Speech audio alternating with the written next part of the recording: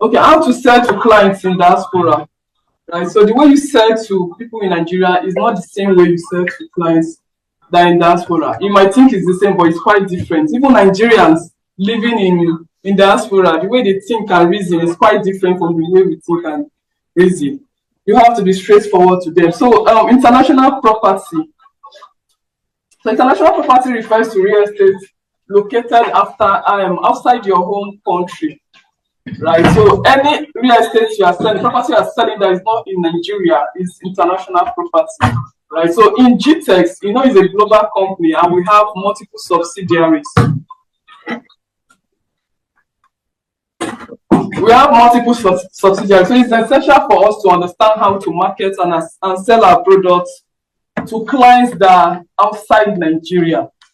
So most persons that want to buy from us, they are not Nigerians. Some are Nigerians living in diaspora, and their mentality has changed. They're not your regular Nigerian friends that you know.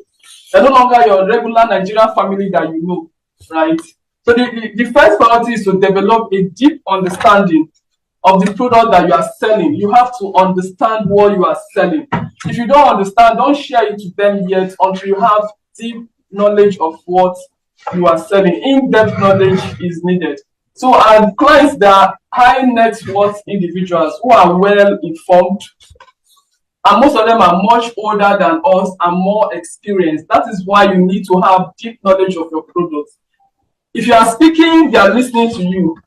If it is eye-to-eye contact, maybe you are talking and the person wants to see your face. Like, 2 days ago, a client said, "Oh, let me even see the person I'm speaking with. I'm going to change this to video. Hope you don't mind." I said, "Fine, it's okay." And we spoke. So he was looking at me eyeball to eyeball. I was giving him to eyeball to eyeball. Most persons are like that. They want to know if you are telling lies from your eyes contacts. They will know whether you are telling lies or not. You might not even be telling lies. Maybe you are too shy. But just feel you're not confident of yourself in the first place. So you have to be confident of what you are selling and have in-depth knowledge of what you are selling. That's why you need to ask questions where you don't understand. You can't tell the person, the land, I think is in, I think. That word means you don't even understand what you are saying, right? For us here in Nigeria, you might take it like, okay, it's a regular thing for people to say, I think. But yeah, I think means, some of them will be jotting it down. And at the end of the day, they say, I don't think I can proceed with this. You are not too sure. Some of them will say, some will just say there are so many reasons why they can't proceed, and they won't even give you the reasons. So I think means you are not even sure of what you are doing. So you have to go straight to the point when you are communicating with them. So the way you communicate to your Nigerian people is quite different from them. And these people, like I mentioned, they are well informed. They read the news. They know what is happening around them. So anything you are telling them, this land is in Texas, this thing is coming there, they know already. They just want to hear from you. I want to know if you even know what you are saying. Some of them will ask you a question, throw you here, throw you there, just as matter has done. That one is even another question. Some of them, if you just go and mention what you are not sure of, no, they will put you on a long thing. So many of them are older, far older, and more experienced than us. So they're not even your mates. While some are very young, they are youth, but they are well informed.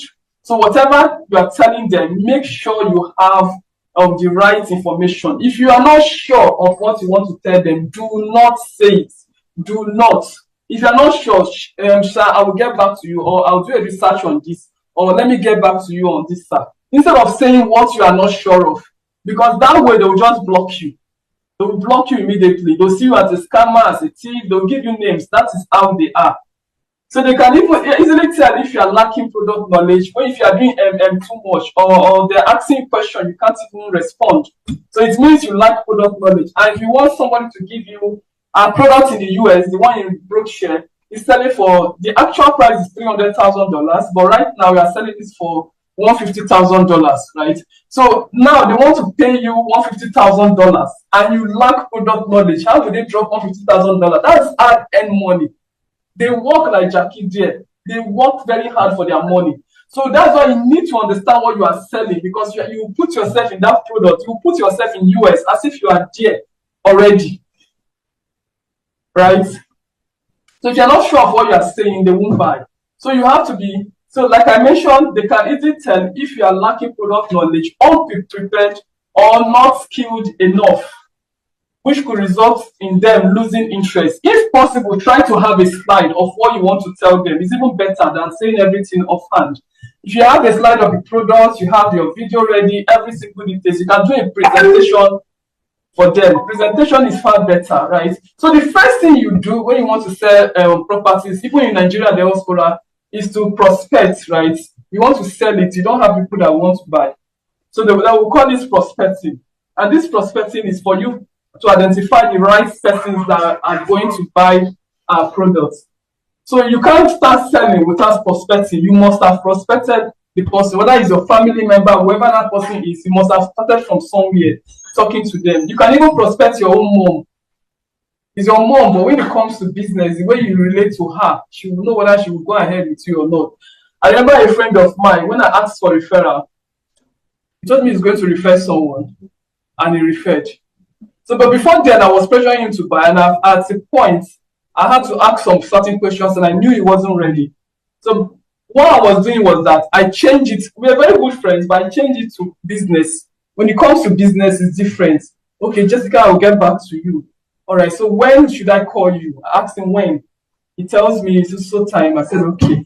I will set my alarm. He's my friend, but I still have to respect his time and whatever he says. So I called him that same time. I'm like, well, he said, Jessica, this detail don't change you. I said, yes. But you don't act like this before.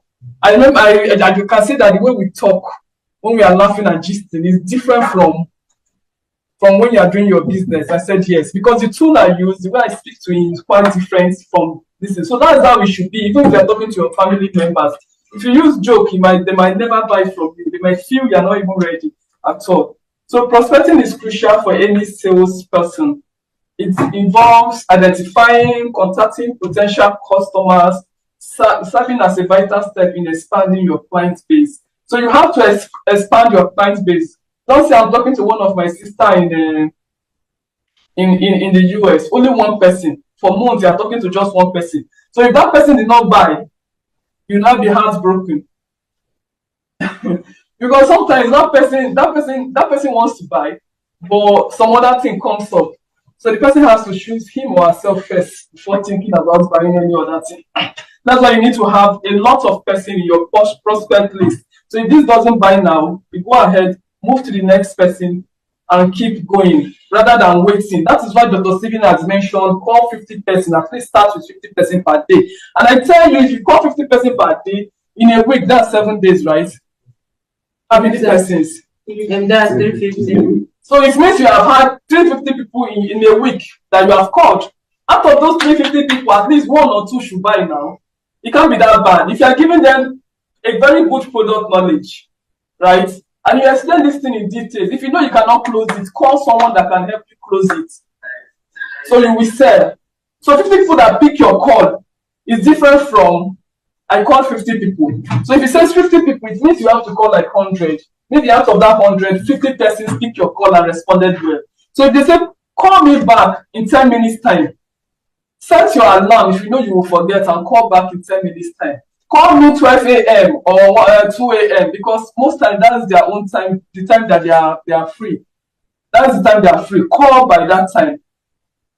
Right? I can remember calling the client. He told me it's only if I want to call him, it's from 12 a.m.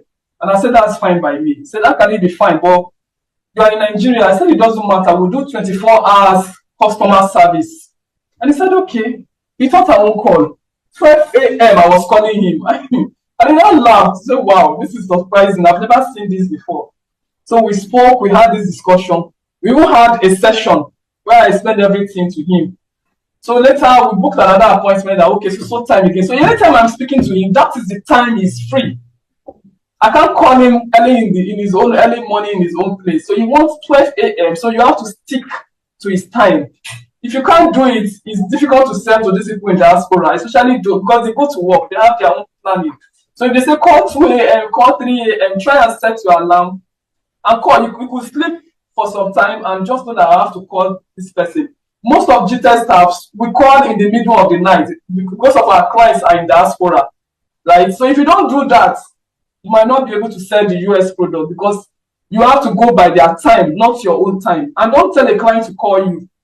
You should be the one calling the client, right? If the client call you, oh, that's fine, that's awesome. But try to use your alarm. If you don't know how to use your alarm, tell your neighbor or someone else to teach you how to use your alarm. You can set multiple alarms for different clients, different persons. Because if you don't set it, you will definitely forget, right? The person might say, call me around 12, and you're calling around 4. They won't pick your call. Some of them will block you.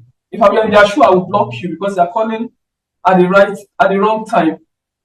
So the next thing you will do is to present your product after you have prospected, you talk to the person showed interest. I am interested does not mean the person is buying right now. I'm interested means I like what you are doing. So you should know the difference. You should know when to ask questions and when to keep quiet, right? So we should allow the client to speak at least 80% while you talk only 20%. And the 20% you are doing is trying to get what they want from them. Ask them questions. Jot down their points and, have the conversation. Let your conversation be conversational, right? Understand what these clients want. So present your product. So when giving a presentation, it's crucial for you to showcase your product effectively. Showcase what you are selling. So they understand what they want to buy. Showcase it not in your own way. Showcase it in a way that the clients will understand what you want to buy. Put yourself in that client's shoe. Can you guys hear me? Understand. The clients will understand what they want to buy, right? Don't make it about you. You have to make it about them. If they want to buy for residential, ask more about, emphasize more on security. If they are buying for investment, emphasize more on their ROI, what they will get at the end of. They cannot be buying, I want to buy a house now, or I want to buy this land. Then let me just say I want to buy a house. And you are telling me the place we appreciate, the place you appreciate. Am I waiting for the place to appreciate? I'm thinking about my security in that environment, not about the appreciation. I'm just thinking about my security. So if someone is buying, I'm just talking in general now, apart from the products in diaspora. If someone wants to buy land or house, or the reason why the person is buying, you should ask such question. So for investment, emphasize on their ROI, their returns for their investment. But if it is for they want to live there, emphasize on their security. So you have to keep your presentation concise and to the point, right? Some persons will just talk and talk and talk and talk and talk. At the end of the day, the client has forgotten everything you have said because it's just too detailed, too long. They are even tired. And the thing is that these people don't have time. They are often very, very busy. So they don't have time at all. So that little time they're giving you, quickly present what you have to present. I remember I went for a presentation with someone who went for a presentation in a company, and these people are into oil and gas. So when we went to meet their persons, they told us that it's just 5 minutes because they have things doing. Present whatever you want to present in 5 minutes. So you have to be fast to present every single details without you looking as if you are rushing. I can present it in 5 minutes, I am done. And they will get questions will be taking everything instead of saying all the old jam question. What they need to know is the value, what they will get from them. Clients don't care about you. They don't care whether you use your commission or whatever. They don't care about you at all. The only thing they care about is themselves. What is in it for me is what they care about. What is in it for me? So if you can let them know what is in it for them from the beginning, you started closing them. So you start closing from the beginning, not at the end. I was telling someone yesterday, like, how do you close from the beginning, not at the end of the conversation? So from the beginning, the person knows whether the person is going with you, whether it's going with you, yes or no. So if you start talking stories, the person will just be waiting for you to finish and say, I will get back to you. Because the information is not clear. I'll get back to you just to discharge you, and you go. So keep your presentation concise and to the point, including Nigerians abroad likely doesn't have much time, like I mentioned. So focus on the key facts and figures, right? Tell them the price and everything, but give them value before you give them. And every other person, our associates out there, please, before you send flyers and all that, give them value of what you want to sell before you send out the flyer. Explain what you are selling first before you just send out flyer.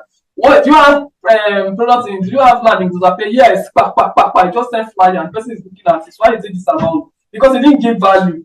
Someone will just keep quiet. You will send the sir, are you there? They will not answer. Right? So you have to give them value. So sometimes most persons use this 360-degree video to show what they are selling. Right? So you can see the video that Dr. Steven has done so that they can see what we are bringing in the US, right? So you can see the land. Okay, this place is for residential. This place is for this. So be well versed in the property specific. Provide clear and accurate details about the property. Apart from the price, let them know how many acres. It's 99 acres. You can buy per acre. You can also buy single plots and all that. So it depends on their resources to show how much. So what I do is that I tell them the value of buying 6 instead of you buying 1. Check out the square meter. So for that, person will decide to go instead of me buying 1. Okay, let me just buy 6, and you see the value. The person will decide to go for 6. So provide clear and accurate details about the property. Offer enough value and insight to guide the clients towards making an informed buying decision. Most times, these clients, they don't have they just want to buy. Let me just buy land. I know land appreciates just like that, and that's it. But that's not enough.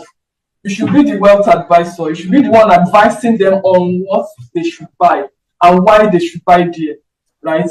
So, for instance, in US now, you know what is coming there now. There's a video where Donald Trump was talking about. Apart from the video, Donald Trump mentioned is that most big companies are coming to invest after the election. They are coming to invest in the US right now.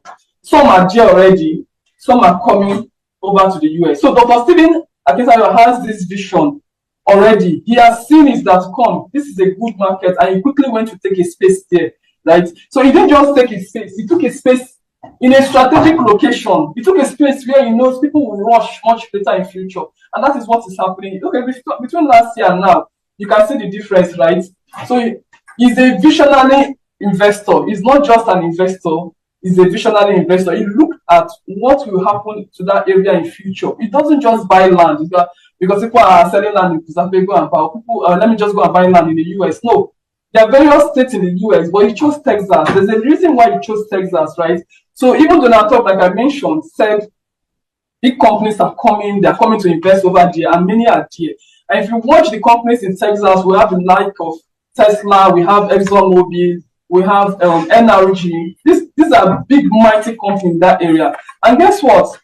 They'll be having deficits because their workers will be needing somewhere to stay, and other people, experts that will be coming there to invest, they'll be looking for somewhere to stay. So we that have land there now is an opportunity for most persons to invest now. And in how many years to come? If you just give it 2 years, you won't know that place again. So it's an opportunity for them to invest right now. And don't encourage 1, I encourage 6. Because if they buy 6, they can decide to sell out of it in future. Use the proceeds to build. It depends. It depends on what they want, right? So it's a good deal because it's in a very strategic location. So our land in US is in Texas, and Texas is the happening place.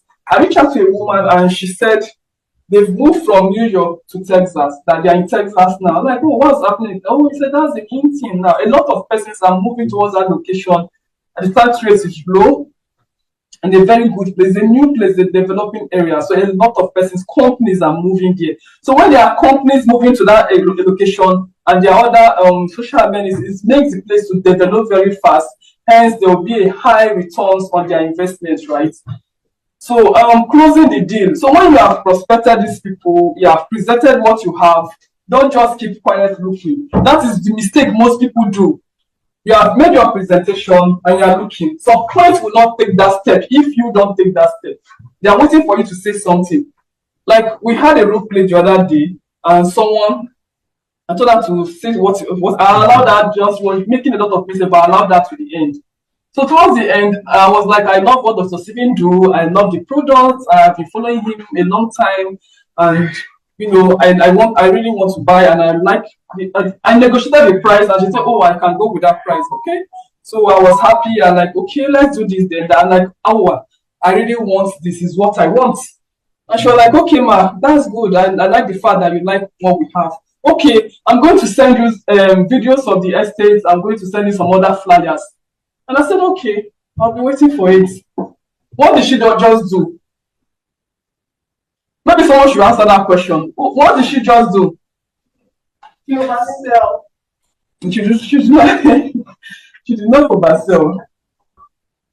Someone from the Zoom should answer. She just missed the contract. She missed that sale. She should have sent. She was supposed to say, "Are you ready to pay now?" That is it. She's supposed to. Not even are you ready to pay now? You don't ask that kind of question. Are you say no? I'm sending you the account. Have you had enough information to make payment? Are you okay with the information I've given according to the I don't ask that kind of question. Are you okay with the information? She said she is okay with it. I've sent her everything. I'm okay with what Dr. Stephen does. Okay, I think the price is reasonable and I like this location. I wanted this location before, but I prefer here. All right. You said the account details. He said, I'm sending you the account details right away, ma. Is that okay by you? I've already told you I am sending it to you right away. Not should I send you? Which one be should I send you? Because at the end of the day, if you say should I send you, she might say no. So we don't ask those kind of questions. So we might be saying the same thing, but the way we pass this message matters a lot. A lot of persons have missed their sales when they get to this closing part. They don't close. I used to make that mistake before. I have a lot of persons in my pipeline I want to close. They are just standing, sitting down on the fence. And I'm wondering what is happening. God, why? God, why? Until I find out, come, you have to close. They are not closing. So when it gets to this point, you ask for the money. You have to collect the money, ask for the money. They're not saying anything. They didn't say send me your account number. You tell them I am sending it to you. And you send it to them. Give them some time to respond to you. Don't go and say, I have not seen the money. You have not sent it to. What is happening? Is there anything wrong? You are disturbing them. Allow them. Give them time. At least the whole of that day. Allow them. They might be speaking to their banker. They might be looking at, hey, this is my $150,000 won't come off my account too. Do you understand? Because the money is so huge and it's sitting down in the account. So removing it, it feels somehow. That's happened to me. That's happened to me. Just look at the money. This thing is going. And you really said it, man. If you want to follow up on that, you could say, you just come. How is it? How are you doing? Fine. Allow her speak. Some of them will know that's why you call, but don't start saying, is there something wrong? You are looking for trouble if you're asking if there's something wrong. There's nothing wrong. Allow her. Let her take her time and send the money within maybe that very day or so. Not that the day you give her, it's not even up to like 3 hours and you're calling. Is there something wrong? Is that money? You allow her. So closing the deal, this part is crucial because it turns potential into profits. So all what you have been saying since morning is now you should collect the money. If not, you will talk and not collect the money. So this part is crucial. So it's not just about selling, it's about recognizing the moment when the client is ready and making that transition to commitment, right? When they have made a commitment, it's better. If they tell you, they are paying $150,000 and they are telling you, I have just 50 in this account I can do today. I will just hold on, then I'll do it in tomorrow, the remaining one. And I say, I don't know if that will work, or I want it all now. No, if they drop that $50,000, it means they've made a commitment. So they can't tell you to give them back. They made a commitment. So tomorrow they'll continue. Because some persons can do $150,000 like just like that. Slide, please. Okay, looking for buying signals. So how do you know these clients are ready to pay? How do you know it's time they want to pay? Because like that lady now that I mentioned, she didn't know that the client was ready to make commitments. She was still sending products instead of asking for the money.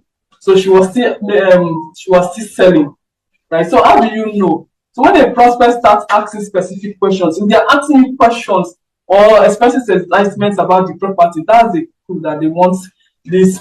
They will be asking questions. Okay, where is your property in the US? It's in Texas. Okay. How many acres did you say you have there again? 99. Wow, that's massive. 99. Okay. So how are you selling it? Is it per plot? Is it? You tell them. Okay. So how many? Some will say how many feet or how many square meters, depending on their country and all that. Let them know this is it and this is. Then you now give them value. If they don't understand anything, try to explain what they are buying and explain what is in need in it for them. I told you, make it about them, not about you, or not too much about the product. What they are going to get is what you will tell them. This is what is there for you. And if you buy it now, is this. If you want to hold on, that you make sure that you are letting them know that if they are holding on to some certain period of time that they mentioned, they'll be the one losing at the end of the day. So that way they'll be able to quickly, that's you are adding urgency for them to buy it immediately. If you don't add urgency, you will be there. They will not answer. The money is there for them to pay, but you've not said anything that will make them make that commitment. So you have to add urgency when you want to sell. If you don't add urgency, most time the sales won't go through. So you have to add urgency.